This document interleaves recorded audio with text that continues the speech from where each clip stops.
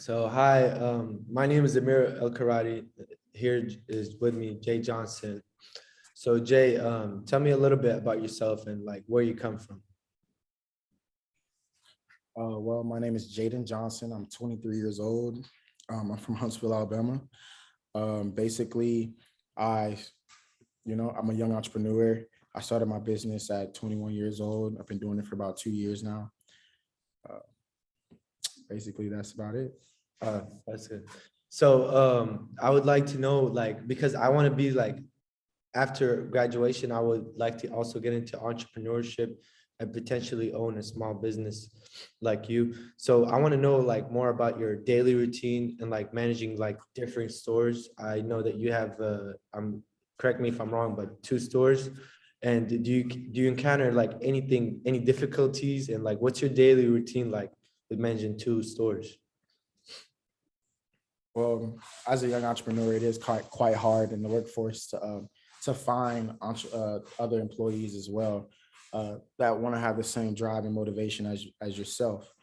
Sometimes it takes. Sometimes you get employees that come and they might not like the way you do things, or they might not take you seriously. So you have those day-to-day problems, as well as um, just being able to express and explain how things run and do certain things is harder to basically get people to understand those things like over time, you know, as well as I might have problems. I don't really have that many problems in the day-to-day workforce, but it's just hard staffing every now and then. But what job isn't hard to staff? Anytime you have a business, you're going to come into um, problems, and you just need to know how to resolve those problems in the best way that you can.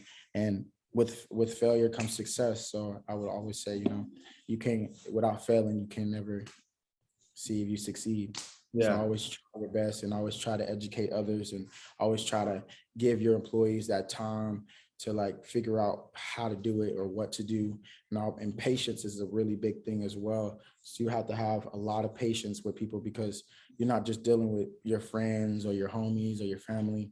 You're dealing with people every day, and that's their job, and this is how they make money, and that's how they provide for others. So you have to have patience. You have to be willing to work around certain things, as well as, everybody else might not have the same difficulties as you. So Yeah. basically, patience and being able to try and being able to keep putting that effort forward is what I would say Yeah. be your best thing and hardest difficulty. And a lot of people have problems learning how to keep pushing forward when a problem happens. So yeah. Yeah. So, like I know you're very experienced in the sales world. You've been working sales for a while. So I want to ask you, what would you say like is the most important factor when it comes to sales, and how important would you say that like how you treat customers is important to you? Yeah, so I would say customer service is number one when it comes to sales, because your relation with a customer could can make or break a sale. Even if they like you or they like the things that you do, maybe you might need to go out and have lunch or dinner with them. Um, you never know what happens. Like that customer service, that customer relationship. Always make sure that your customer or whoever you're having these relationships with, business wise, it's always tight knit, as well as just be genuinely yourself, but at the same time, be more cautious and aware of certain things, and make sure that you don't try to um, like scare off or woo off anybody potentially, because you never know. You might meet somebody, you might show them too much and they might not like you. Yeah. So at the same time, like I said, customer service is a really big thing, and you always need to be nice and show respect, as well as make your customer feel comfortable, and as well as your business partners as well. If no one feels comfortable, they don't want to do nothing with you.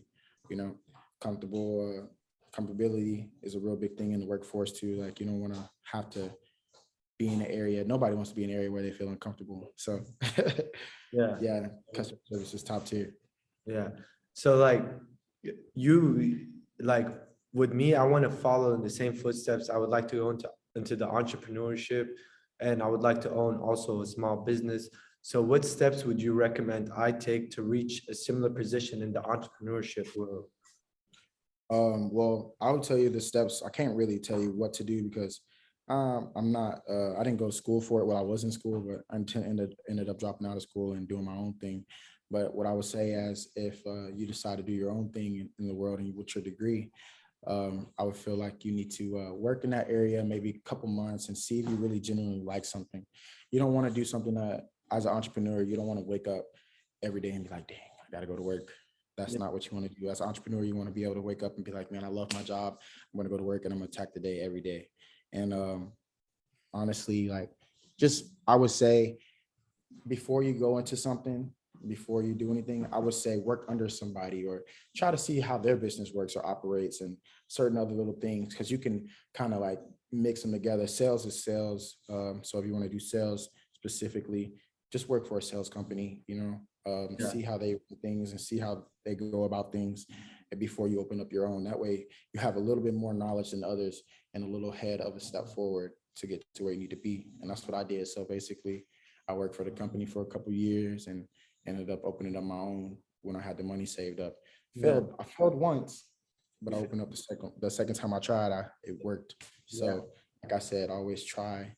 And They hear a lot of small businesses fail at first. So yeah, basically, don't hop into the deep end off the beginning. Start small and build up. I get that. So, right. what opportunities would you say helped you get to where you are now?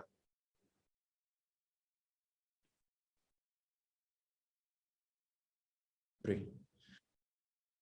So, what opportunities would you say helped you get to where you are now? Um, I would say the opportunities of travel with my company, as well as, other little people that I've met within the company, and just being in the mall in general. Like, this is like, okay, yeah, I worked for the store that I work for and learn how to run things. But like I said, you want to try other things in other people's businesses as well and see where you can pick up from those things as well, which I've done, like massages. I've done like Yeah. oils, colognes, basically anything and everything. But however, yeah, that's one of the biggest things that we got going on over here. So So, I'd like to ask, like, let's say you can go back in time and like, could you pause it real quick? yeah, for sure.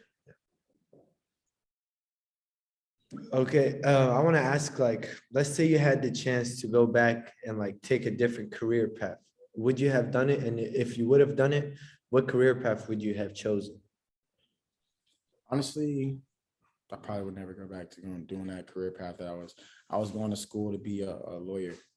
A I went lawyer. to college. I was in basically just trying to get my undergraduate, and then I was going to enter the law program from there. But What made you decide, like, do you want to do like get into the entrepreneurship world and the business world instead? I feel like school's kind of like a scam to me, honestly. But not really. But it helps for certain people. But in my area that I wanted to specifically do, I feel like this isn't what I want to do. It's not something I enjoy. It's not something that I want to wake up to do every day. Like, I want to do something that I enjoy every day. I want to do something that I don't mind going to work and being like, yeah, I can go to work. I can make the max amount of money for myself instead of making it for others. Yeah. So I feel like school basically teaches you how to do and be a great employee for somebody else, or a great employee for somebody, who might be able to help you get further in your future or franchise with. But yeah, like I said, to be a great employee, I feel like being in the real world really taught me a lot about certain things, business aspect wise and just people wise, because some things you can't teach, you have to learn. Yeah. So So I want to ask you another question where what would you say like is the best advice you've ever received in the entrepreneurship world, either from like previous employers or anybody in the entrepreneurship world? What would you say is the best advice you received? um, best advice I receive is never get comfortable. Never When get you get caught. comfortable, you start to fall off the deep end. Yeah. But to but the best advice, I'm gonna say this on my end, the best advice that I learned is that, keep pushing forward. If a problem occurs, keep going. it doesn't matter. It's not the end of the world. Life's not going to stop. Keep going. Yeah, for sure. Keep pushing forward. What would you say, like vice versa? What would you say is the worst advice you've received in the entrepreneurship world? Um,